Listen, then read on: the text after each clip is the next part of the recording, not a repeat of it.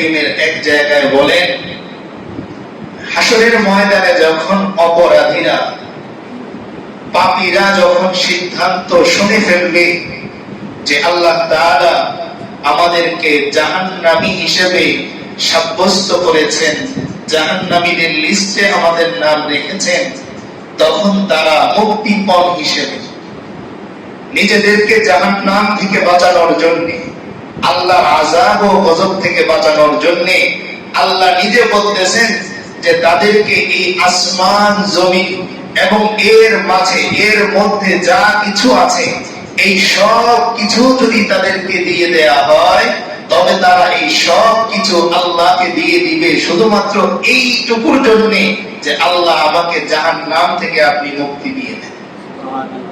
তো সেইখানে আমার আপনার জীবনের 70 বছরের জায়গাটা কোথায়, যেখানে আল্লাহ নিজে বলতেছেন যে পুরো আসমান জমিন এবং এর মাঝখানে যা আছে এই সব কিছু যদি বান্দা মুক্তিপণ হিসেবে আমাকে দিয়ে দিতে চায়, তবুও সেটা কি করা হবে না, গ্রহণ করা হবে না।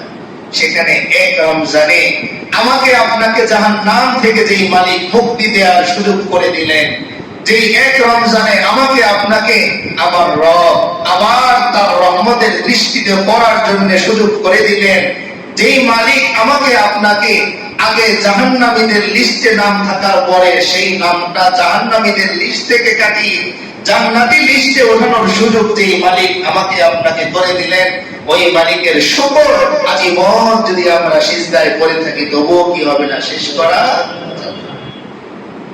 সাধারণত একজন মানুষ আপনার চাকরি নেয়ার জন্য একটু সুপারিশ করেছিল, আপনি আসার সময় তাকে বলে আসেন, ভাই আপনার এই ঋণ আমি কোনোদিন শোধ করতে পারবো না।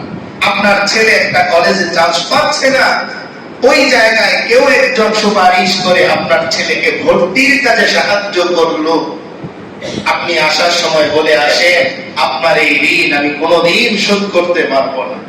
আপনার ছেলেটা হসপিটালে ভর্তি, হাতে টাকা নাই, একজন মানুষ 5,000 টাকা আপনার হাতে দিয়ে দিল, আপনি কান্না করতে করতে চোখে অশ্রু নিয়ে, চোখ ভর্তি জল নিয়ে আপনি তাকে বলেন, ও ভাই আপনার এই ঋণ আমি কোনোদিন শোধ করতে পারবো না। তো যেই মালিক আমাকে আপনাকে জাহান্নাম থেকে বাঁচার সুযোগ করে দিলেন, আমাকে আপনাকে তার দয়ায় ডুবে যাওয়ার সুযোগ করে দিলেন, যেই মালিক আমাকে আপনাকে তার সাথে সম্পর্ক জোড়ার সুযোগ করে দিলেন, ওই মালিকের ঋণ আমি আর আপনি কি দিয়ে শোধ করব? এই শোধ করার মতো ক্ষমতা, সেই যোগ্যতা আমার আপনার মধ্যে নাই। তাই এই রমজান চলে যাওয়ার পরে রমজানের ওই শিক্ষা, রমজানের ওই ত্যাগ, রমজানের ওই কোরবানি যেন আমি আর আপনি ভুলে না যাই। যদি ভুলে যাই তবে এটা নিমখ হারামি হবে, কারণ আমার মালিক বহু মানুষকে রমজানের আগে হায়াত শেষ করেছেন, তারা কবরবাসী হয়েছে, প্রথম রমজান তাদের কবরে কেটেছে। কিন্তু আমি আর আপনি কোন ধরনের সুপারিশ ছাড়াই, কোন ধরনের অ্যাপ্লিকেশন ছাড়াই আল্লাহর পক্ষ থেকে এমন এক মহিমান্বিত মাস আমরা পেয়েছিলাম। তো এটার কদর যদি করতে হয়, এর শুকর যদি করতে হয়, এর কৃতজ্ঞতা যদি আদায় করতে হয়, তবে সামনের এই সময়ে যেই ত্যাগ আর কোরবানির প্র্যাকটিস আমরা রমজানে করেছিলাম, এই প্র্যাকটিস অনুযায়ী আমাদের সামনের সময়টুকু নিজেদেরকে ওইভাবেই তৈরি রাখতে হবে, নিজেদেরকে ওইভাবেই চলতে হবে। কিন্তু বড় দুঃখের বিষয়, রমজান থেকেই আস্তে আস্তে সংখ্যা কমতে শুরু করে। আমরা রমজানে এই বিষয়ে সামান্য বলেছিলাম যে প্রথম দিন, প্রথম তারাবিতে ইমাম সাহেব আসারও কি পান না, সুযোগ পান না। এত বেশি ভিড় হয় যে 2 মিনিট দেরি যদি করে তো ইমাম সাহেব আসারও কি পান না, সুযোগ পান। আবার শেষে 26-এর রাতে 27 যখন হয় তখন আবার আসার সময় ইমাম সাহেব কি পান না, সুযোগ পান না। আর মাঝখানে ইমাম সাহেবের অপেক্ষা করতে হয় যে আরেকটু দাঁড়ালে মুসল্লি কি বাড়বে কিনা। তো আমরা তো রমজান থেকেই মালিককে ভোলা শুরু করে দিই। এই জন্যই এই আলোচনা করতে হয় রমজানের পরে আবার, যে আমি যেন আমার শিক্ষাটা ধরে রাখি। আমাদের সমাজে বিভিন্ন কোর্স যারা করে, আপনি ইংলিশ স্পোকেন কোর্স করলেন, 1 মাস চর্চা ছেড়ে দিবেন, আবার এই আপনি বাংলা চর্চা করলেন, 1 মাস প্র্যাকটিস ছেড়ে দিবেন, আবার সেই। আপনি ইঞ্জিনিয়ারিং নিয়ে পড়াশোনা করলেন, এরপর অটো চালাবেন, তো আপনার ইঞ্জিনিয়ারিং নিয়ে যে পড়াশোনা, যে ব্রেন তৈরি হয়েছিল সেটা শেষ হয়ে যায়। ঠিক তেমনি রমজানে যে আমরা তাকওয়ার প্র্যাকটিস করলাম, গুনাহ ছাড়ার প্র্যাকটিস করলাম, কোরআন তেলাওয়াত করার প্র্যাকটিস করলাম, মিথ্যা ছাড়ার প্র্যাকটিস করলাম, হালাল উপার্জন করার প্র্যাকটিস করলাম, গীবত ছাড়ার প্র্যাকটিস করলাম, সমালোচনা ছাড়ার প্র্যাকটিস করলাম, অন্যের উপকার করা আমরা শিখলাম। এই সবগুলো শিক্ষা যদি আমরা সামনের সময়ে ধরে রাখতে পারি, তবে বোঝা যাবে আমরা রমজান পেয়ে আমাদের রবের প্রতি কৃতজ্ঞ। আর যদি আমরা সেই প্র্যাকটিসকে ছেড়ে দেই, তবে এমন যেন আমি বোঝাচ্ছি যে আমি এই রমজান পেয়ে, আমি এই মহিমান্বিত মাস পেয়ে কোনোই নিজের উপকার করতে পারলাম। এজন্য আল্লাহ হাবিব সাল্লাল্লাহু আলাইহি ওয়াসাল্লাম বলেন, যে ব্যক্তি রমজান পেল কিন্তু নিজেকে জাহান্নাম থেকে বাঁচাতে পারল না, খুব খেয়াল করে শুনুন, যে ব্যক্তি রমজান পেল কিন্তু নিজেকে জাহান্নাম থেকে বাঁচাতে পারল না, সেই ব্যক্তি ধ্বংস, সেই ব্যক্তি ক্ষতিগ্রস্ত। আমি আর আপনি যেন ওই ব্যক্তি না হই যে কি হয় ক্ষতিগ্রস্ত। দেখেন, আমরা এই কথা শুনি বা জানি যে রমজানে শয়তানকে আল্লাহ তাআলা শিকলবদ্ধ করে, কিন্তু আমরা ভুলে যেন না যাই যে আমরা সূরা নাসের মধ্যে পড়ি শেষ অংশ, মিনাল জিন্নাতি ওয়ান নাস, মিনাল জিন্নাতি ওয়ান নাস।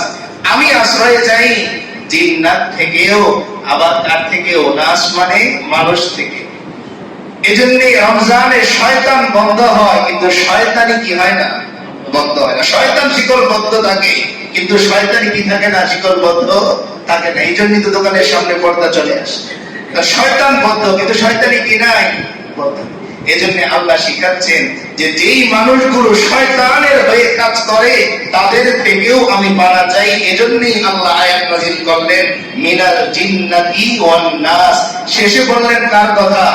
মানুষের কথা। আমরা জানি শেষে আপনি ওই খাবারটা সামনে দেন যেটা সবচেয়ে মুখরোচক। কেউ খাবার দই দিয়ে শুরু করায় না, বরং খাবার শেষ উঠে যাবে, পেট ভরা, এরপরেও তার সামনে দই দিয়ে সে 1 চামচ মুখে দেয়, কারণ এটা কি? মুখরোচক। তো শেষে দেয়া হয় দামি জিনিসটা।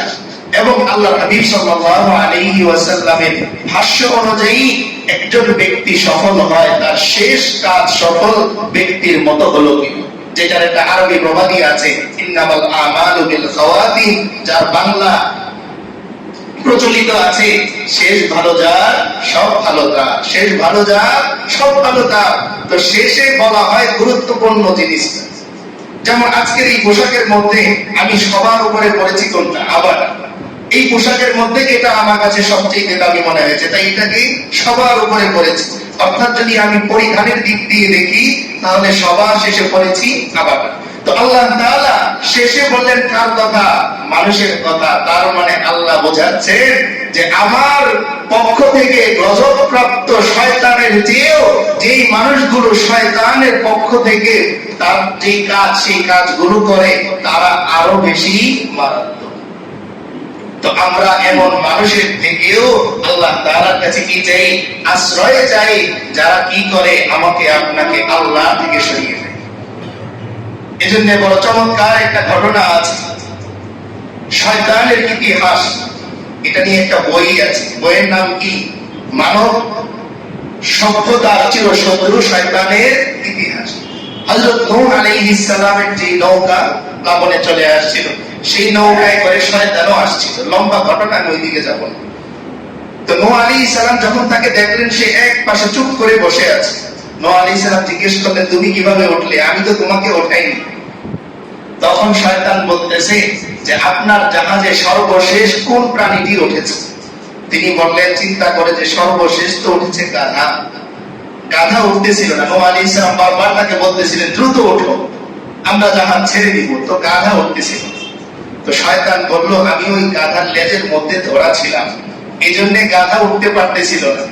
তখন নূহ আলাইহিস সালাম বলেছিলেন, আরে শয়তান তাড়াতাড়ি ওঠ, তো শয়তান বলতেছে আপনিই তো আমাকে উঠিয়েছেন, আপনি যখন বলেন আরে শয়তান তাড়াতাড়ি ওঠ, তখন আমি লাফ দিয়ে গাদারাকে উঠেছি।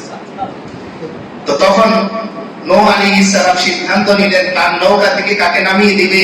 শয়তানকে নামিয়ে দিবে। আল্লাহ তাআলা ওহী প্রেরণ করলেন যে আমি তো তাকে প্রতিশ্রুতি দিয়েছি কিয়ামত পর্যন্ত তাকে আমি লম্বা হায়াত দিব, তাই সে তোমার জাহাজে থাকার অনুমতি পেয়ে যাবে। তো এবার নূহ আলাইহিস সালাম চিন্তা করলেন বিনা লাভে শয়তানকে নিয়ে তো লাভ নেই, এমনি সে শয়তান আবার বিনা লাভে। তো নূহ আলাইহিস সালাম শয়তানকে জিজ্ঞেস করতেছেন খুব দামি প্রশ্ন। নূহ আলাইহিস সালাম বলতেছেন আচ্ছা তুমি বলো তো তুমি আমার কোন কাজে সবচেয়ে বেশি খুশি হয়েছো? কে প্রশ্ন করতেছেন? হযরত নূহ আলাইহিস সালাম প্রশ্ন করতেছেন কাকে? শয়তানকে, যে তুমি আমার সারা জীবনের যতগুলো আমল আছে এর মধ্যে কোন আমলের প্রতি সবচেয়ে বেশি খুশি তুমি হয়েছো? তখন শয়তান বলতেছে যে আপনি যে দোয়া করেছেন রব্বি লা তাদার আলাল আরদি মিনাল কাফিরিনা দাইয়ারা। নূহ আলাইহিস সালাম যখন দাওয়াত দিতে দিতে মানুষগুলো ঈমান আনে না, বারবার তিনি দুয়ারে দুয়ারে করেন কিন্তু কালিমার দাওয়াত তারা গ্রহণ করে না।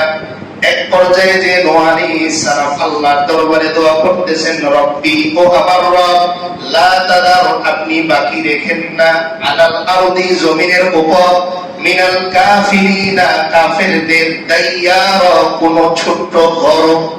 তিনি দোয়া করলেন যে আল্লাহ যেহেতু এরা আমার কালিমার দাওয়াত গ্রহণ করেই না, আপনাকে স্বীকার করেই না, এরা তো নিমক খারাপ, তো এদের ঘর বাড়ি সহ আপনি ধ্বংস করে দেন।